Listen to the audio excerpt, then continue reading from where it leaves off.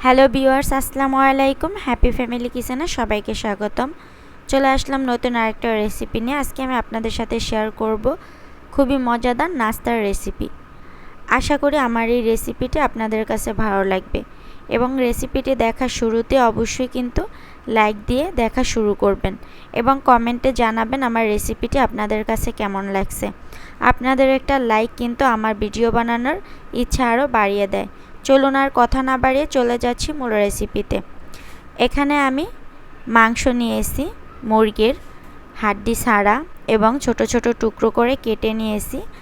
এখন আমি মাংসগুলোকে ম্যারিনেট করে নিব। ম্যারিনেট করার জন্য আমি এখানে দিয়ে দিলাম হলুদের গুঁড়া, মরিচের গুঁড়া, ধনিয়া গুঁড়া, জিরা গুঁড়া,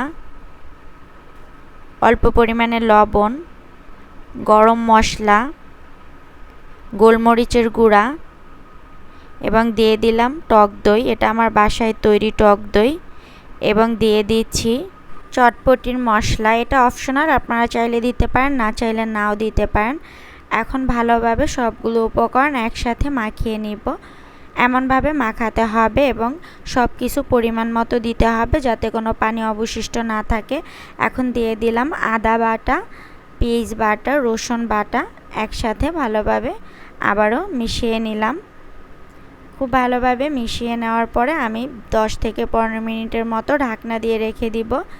এবং এখানে নিয়েছি আলুগুলোকে আমি এভাবে করে পিস পিস করে কেটে নিয়েছি। পাতলা করে পিস পিস করে কেটে নিতে হবে। আমি একটু লবণ দিয়ে প্রথমে মাখিয়ে নিচ্ছি। একটু লবণ দিয়ে মাখালে আলুটা একটু নরম থাকবে। এবং 15 মিনিট পরে যে মাংসটা আমি ম্যারিনেট করে রেখেছিলাম সেটা নিয়ে আসলাম। এখন এই আলুর ভিতরে মাংসগুলো দিয়ে দিচ্ছি।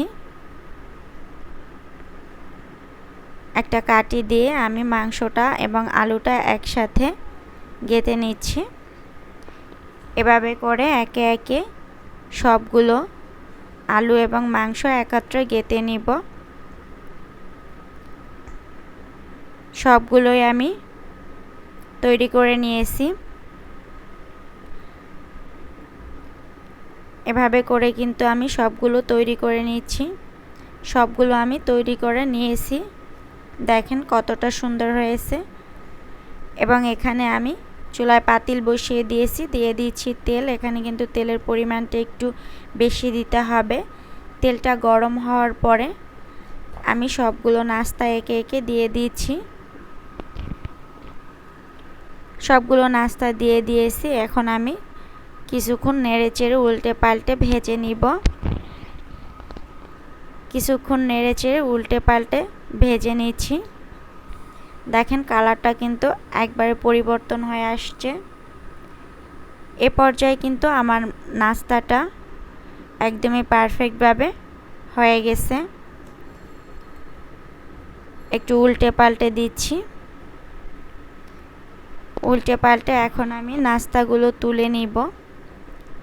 একে একে আমি নাস্তাগুলো তুলে নিয়েছি। দেখেন কতটা সুন্দর হয়েছে।